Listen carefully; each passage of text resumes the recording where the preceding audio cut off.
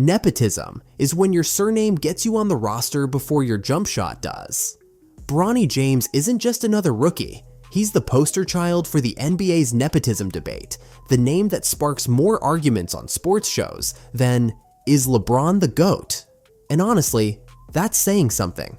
When the Lakers drafted him 55th overall in 2024, eyebrows shot higher than Shaq trying to dunk on a kid's hoop.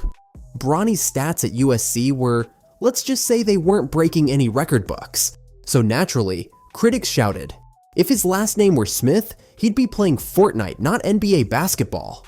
Was it skill, or was it Dad's legendary shadow pulling the strings? By the way, if you guys want to subscribe, I'm going to be posting every week, thanks. Then came the Lakers' plan for him, a part-time gig. Half the time in the G League with South Bay Lakers, half the time warming up on the NBA bench. It's like they gave him a trial version of being a pro. Charles Barkley even roasted the Lakers, calling their handling awful. That means it's a PR stunt with sneakers. Bronny, to his credit, doesn't hide from the noise. He admits people doubt him, compare him, and watch his every move. He tries to let it slide, saying it goes in one ear and out the other. But you know, if you're the son of LeBron, criticism probably sneaks in the side door anyway. Supporters, though, have his back. They remind everyone he's only 19, had a scary heart condition, and no one expected him to drop 30 points a night as a rookie. The Lakers themselves brag about his defense, attitude, and hustle. Basically, he's the guy who'll dive for loose balls while everyone else saves energy for highlight dunks. Family connections influence NBA draft selections. When it comes to NBA draft picks, having famous basketball blood running through your veins is like bringing your own secret cheat code to the combine. Sure, talent, athleticism, and potential matter, but if your dad or cousin rocked an NBA jersey, suddenly, scouts start giving you the family discount on risk. First off, pedigree is like having VIP backstage passes to basketball greatness. If your relatives have already endured the endless film sessions and awkward post-game interviews, scouts figure you already know the drill. It's like inheriting not just the talent, but also the "don't embarrass the family" manual. Remember AJ Griffin and Jabari Smith? Their family ties were basically their draft resumes, born with basketball IQ naturally. Next, name recognition is a fancy way of saying, we kinda already like you, because your last name sells tickets. The media smells a familiar last name, and suddenly, you're trending more than a cat playing piano video. This hype sometimes makes scouts forget to check if you can actually shoot or just look good in highlight reels.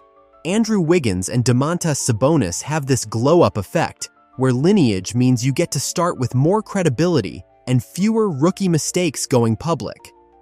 Networking is another MVP in the family game. When your uncle is a former player or your agent has an autographed LeBron jersey, you're getting invites to the best camps without even trying. It's like having the basketball world's VIP lounge card. These perks don't guarantee a top pick, but they sure help you show off better. But hold on, legacy isn't a magical basketball cape. Scouts aren't fooled by just a famous name. Many second-generation hopefuls have shown that dad played in the NBA doesn't mean you are guaranteed to dunk on anyone. Recent prospects like Keon Anthony remind us that you still need to bring the numbers and the skills to the court, not just the family tree. As NBA executive David Mintzberg put it, when you miss on a player, you kick yourself over and over again. When you miss on a player and their dad was a great player, you feel even worse about it. Drafting the wrong NBA son feels like double the regret. So yes, family connections are like an NBA draft booster pack. Early development, hype, and access. But unless you can back up the pedigree with actual basketball moves, you might just end up being that kid everyone thought would be great until draft day told a different story. Alright, let's actually rank some of the NBA's most famous and infamous Nepo babies, from legit earned their spot to how the heck did you get here? Steph Curry, the gold standard. Sure, Del Curry was an NBA sharpshooter, but Steph turned the family discount into a revolution. He's the reason your little cousin keeps jacking up threes from the parking lot. Nepo baby? Yes. NBA legend? Also yes. Klay Thompson. Michael Thompson gave him the genes and the championship blueprint. Klay took it and became half of the Splash Brothers. No complaints here. Domantas Sabonis. Arvydas Sabonis was a European legend, but Domantas carried the torch without looking like he's just cashing in on the family name. Respect. Bronny James. His resume looked more like a best of LeBron's Instagram feed than a stat sheet while he was at USC. But hey, when your dad is the GOAT, the NBA practically builds you a seat. He was drafted by the Los Angeles Lakers in 2024, officially making them the first active father-son duo in league history. Trial version of a player, but full version marketing machine. Shareef O'Neal, Shaq's son. Tons of hype, tons of pressure, and right now, he's still grinding in the G League, most recently with the Stockton Kings. Mostly dunk contest warm-ups and G League highlight clips so far. Still waiting for the Diesel 2.0 engine to start. Scottie Pippen Jr. He got some shine in Summer League, but he's already moved past Pippen Light. He has shown flashes of being a reliable pro, earning a standard contract with the Memphis Grizzlies. He's officially climbing out of the shadow of the man who played wingman to MJ, Marcus Jordan, the cautionary tale. Son of the greatest of all time. Instead of NBA stardom, he got trophy room sneakers and tabloid headlines. Proof that sometimes being a Nepo baby just makes your failures louder. And that's the thing about NBA Nepo babies. The rise of the juniors in the NBA. Lately, the NBA feels like a family reunion with all these juniors showing up on rosters. It's like the sequel to their dad's highlight reels. The spotlight really exploded when LeBron James and his son, Bronny, ended up on the same team, making history as the NBA's first father-son duo playing side by side. It's like NBA 2K finally added the family mode, and everyone's pressed start. But this dynasty trend isn't exactly new. For decades, NBA families have been quietly passing the torch, like a basketball-themed family business. Only now, thanks to social media and instant highlight clips, can we watch these juniors rise in real time without waiting for the VHS to rewind. When we talk about Bronny James having all-star privileges, he attended Sierra Canyon, the nation's #1 prep school, often referred to as the Harvard of high school ballers. And get this, at the age of 10, Bronny was already being casually offered scholarships from Duke and Kentucky in newsletters. Meanwhile, most kids are negotiating with their parents over bedtime. With LeBron's empire of money, resources, and access, Bronny's road looked less grinding in the gym and more reserved parking spot at the NBA. So all this royal treatment for juniors raises a million-dollar question. What about the trench babies? The kids grinding through tough neighborhoods with no prep school perks or NBA dad hookups. Remember, LeBron himself didn't have any of that luxury. His story was all about raw talent and relentless hustle. So, while the NBA is filling up with perfect shooters and name-branded legacies, the scrappy underdogs still make us believe the league isn't all just a family business. Yet, family ties in the NBA. Family ties in the NBA are basically like a soap opera that's lasted decades, with championship rings instead of drama. Take Matt Guoca's senior and junior, the original father-son dream team, proving that basketball talent can be a family heirloom, like passing down grandma's china set, but way cooler.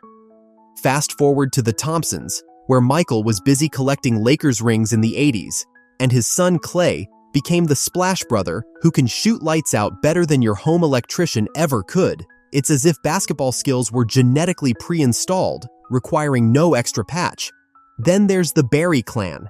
Rick Barry was a Hall of Famer who basically invented clutch shots, and his son Brent made sure the family trophy shelf didn't get lonely by winning a championship of his own. The Waltons took the family business seriously too. Bill was a Hall of Fame giant, and Luke decided to keep the dynasty alive by coaching, proving basketball genes come with a side of clipboard skills. Now the Paytons are proof that even nicknames carry dynasty weight. The glove, Gary Payton's son, Gary Payton II, might not have boxed in all the superstardom, but hustle and defense run in the family. He helped clinch a Warriors title, showing good things happen when dad's got the glove and son's got the hustle. And experts back this up. David Epstein, author of The Sports Gene, explained it perfectly. You have the sons who have potential, the fathers with means and knowledge, and the high desire to follow in dad's footsteps. You have a perfect storm of convergence. Family ties aren't just for players. Coaching nepotism is alive and kicking. Case in point, Steve Kerr's son Nicholas landed a spot on the Warriors coaching squad. Sure, Nicholas paid his dues with the G League Santa Cruz Warriors, but some whisper it's the classic family-first pass to coaching glory, because why stop the dynasty at playing when you can coach it too? Nepotism in the NBA, when family ties play hardball with fairness and patience. Nepotism in the NBA doesn't just spark debates about fairness, it actually affects how teams operate and who receives the spotlight. Imagine two players showing up, one with a famous last name and another who grinds anonymously. The family-tied player often gets a patience boost that's basically mom defending you in the schoolyard, even when the stats don't back it up. A 2025 study with the serious title Family Ties, NBA Draft Position and Player Performance found something interesting. Siblings of NBA players tend to cash bigger checks and hit minimum game counts more often than their peers, while sons of NBA stars get the money, but sometimes don't see as much actual court time. So, basically, legacy players might be rolling in dough early, but they still must prove they deserve those minutes. Talk about being under their father's magnifying glass. This family-first vibe can also scramble locker room chemistry. When players sense that someone's got a golden ticket just because of their DNA, the clubhouse can turn into a pressure cooker of jealousy and whispered, "Hey, how'd they get that playing time?" grumbles.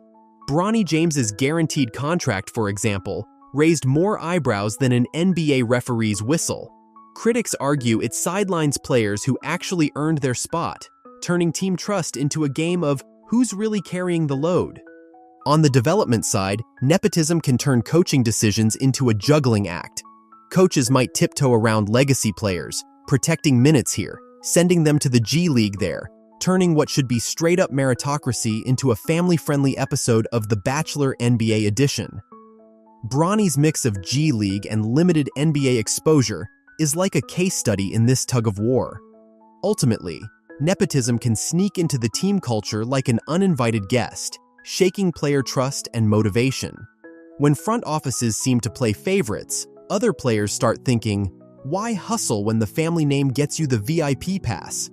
Over time, that mindset can scare off top talent who want a fair shot, leaving the NBA's meritocracy a little less meritocratic.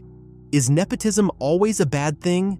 Nepotism in the NBA gets roasted more than a halftime mic, and for good reason. Critics say it's like showing up to a talent show and getting a gold star just because your cousin's the host. The biggest beef? Legacy players sometimes snag chances that statistically might belong to others who actually ball harder. So, the league feels less like a meritocracy and more like an exclusive family reunion, leaving other players feeling like the plus ones nobody invited. And with all the spotlight on kids with famous last names, one bad game turns into a viral scandal faster than you can say airball. But hold up, nepotism isn't all villainy. Defenders point out that having a famous last name can sometimes mean extra pressure and endless scrutiny. Bronny himself addressed it at the NBA Combine. "I just want to have people know my name is Bronny James and not be identified as just LeBron James's son. I would be happy about getting to the league instead of me thinking about playing with my dad. But that's not my mindset at all. I'm just trying to put in the work and see where it takes me. Plus, nepotism isn't exactly a new plot twist in the NBA script. Coaching staff, front offices, and owners have always had their share of family favoritism. It's just that now, social media turns the volume up to 11. Big-time insider Adrian Wojnarowski even called nepotism rampant, which sounds like a fancy way of saying it's everywhere, from the locker room to the boardroom. There's also the heartfelt side. Watching a dad and son team up isn't just good for ratings, it's a genuine family bonding moment. Matt Barnes defended the LeBron-Bronny duo, saying it's special to share that grind with your kid, because nothing says family time like traveling across the country to dunk on strangers together. In the end, nepotism in the NBA is like an all-star game. It has its flashy moments and awkward flops. Whether it helps or hurts depends on whether the juniors back it up on the court, and if the league still keeps the doors open wide enough for the underdogs without famous last names. Business meets family drama. The NBA isn't just a basketball league, it's a billion-dollar business making moves with spreadsheets just as serious as slam dunks. When teams draft or feature legacy players, it's not always about who nets the most points but who rings the cash register the loudest. First off, branding is king. Legacy players, especially those linked to superstar parents, come with stories that sell jerseys faster than a halftime mascot dance. Take LeBron and Bronny. Beyond their on-court action, they're a marketing goldmine. Bronny's social media following alone turns him into a walking billboard, hauling in endorsement deals and NIL deals before even stepping fully into the pros. It's like having your very own NBA-shaped influencer on the roster, and teams love the way that translates into merch and streaming revenue. Next, fan engagement thrives on drama and narratives. Think soap operas with basketballs. Nepotism fuels must-watch storylines, the pressure cooker of living up to the family name, father-son pairings, and the age-old saga of whether the kid is merely riding on their coattails or carving their own path. The NBA's creator ecosystem enables players and their families to star in the content that floods social media and broadcasts, keeping fans engaged and the revenue flowing. From a numbers game, drafting a legacy player, especially later in the draft, is often a low-risk, high-reward play. If the kid performs well on the court, but sparks jersey sales and fan excitement, the financial wins can make up for any so-so statistics. It's like betting on the family brand to score even if the three-pointer misses. Finally, nepotism helps franchises build long-term brand loyalty. Star families attached to a team create an aura of stability and tradition, pulling in young fans and media eyeballs for years. Even if the legacy player doesn't become an all-star overnight, their presence boosts franchise value through sponsorships and media deals, turning family drama into franchise dollars with every game. Family legacies in the NBA. Family legacies in the NBA aren't just sticking around, they're multiplying faster than viral TikTok dances. Reports indicate that there are now at least 33 second-generation players, comprising over 7% of all NBA rosters. That's basically a mini family reunion happening at every tip-off. This surge isn't just about who your dad knew, it's a combo of genetics, access, and serious training perks handed down like basketball heirlooms. Kids of former NBA stars practically get a head start in life, bigger, faster, and with basketball courts practically built inside their homes. Thanks to data analytics and youth development programs, these legacy players get invites to elite camps and coaching before most kids figure out how to tie their sneakers. It's like having a cheat code with your name already written on it. But don't think nepotism's free ride is going unchecked. The media and fans have their magnifying glasses out, analyzing every Bronny James play as if it were the World Cup final. Public backlash means teams now have to put on their accountability hats and actually explain why someone's getting minutes, not just serve up the family discount. Analysts say nepotism is rampant, which almost sounds like an NBA conspiracy theory. But hey, it's out in the open now. But here's the catch. Pressure comes with the perks. As Ron Harper Jr. said, a lot of people say there's privileges and handoffs, but at the end of the day, they aren't the ones playing for you. They aren't putting in the work in the gym with you. There's definitely pressure out there knowing your dad, your brother played in these great leagues. But for me, you should want pressure. If you have pressure, you're doing something right. That's how I look at it. Add globalization to the mix, and the plot thickens. With more international players flooding in, family ties in the US are no longer the automatic ticket to NBA glory. These legacy kids now face stiffer competition from global phenoms who aren't part of any NBA dynasty, but are definitely rewriting the highlight reels. So, family legacies will keep their spot courtside, but the game is evolving. Between data-driven decisions, public pressure, and global competitors, the NBA's family business is transforming. Nepotism won't disappear, but it'll have to work harder and shoot cleaner to keep its place in the league's fast-paced future. Nepotism isn't going anywhere. As today's NBA stars build wealth and status, their children will step onto the court with opportunities that most young basketball players can only dream of. Some will shine, like Steph Curry. Others might stumble, like Marcus Jordan. And plenty of hungry, talented players from the trenches will still be grinding for a shot they might never get. But what do you think? Should family ties be an advantage in the NBA, or should every player have to earn it the hard way? Drop your thoughts in the comments.